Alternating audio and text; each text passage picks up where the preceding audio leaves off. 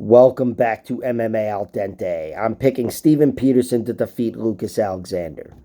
Lucas Alexander is 27 years old, 7-3. Just overall, he's got too much inexperience, and he's shown at least one gaping hole in his game. That's submission defense. 3 losses, all by submission.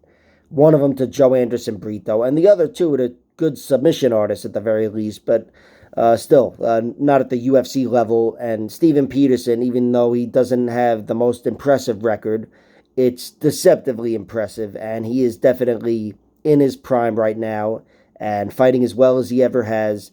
And I think he's just going to be too much for Lucas Alexander, and he's going to take over and win by submission probably in rounds 2 or 3. Steven Peterson, he's got 10 losses, never been finished aside from this one fight 10 years ago where he was knocked out. All 9 of his other losses come by decision.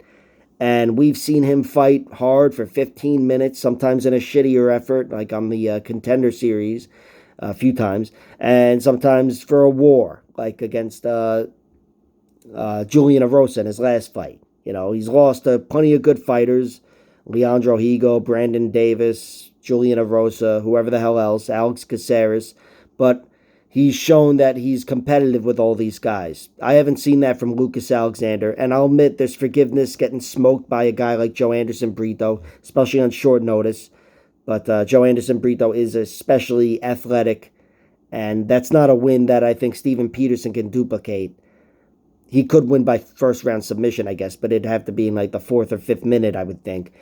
Generally, I think he's going to have to get through a competitive round 1 with Lucas Alexander and then wear him out down the stretch. And that's exactly what I think is going to happen. I really like Steven Peterson's money line, minus 165, and his submission lines, plus 1,200 and 1,500 for rounds 2 and 3. Like, share, subscribe, all that horse shit. Check out my other videos.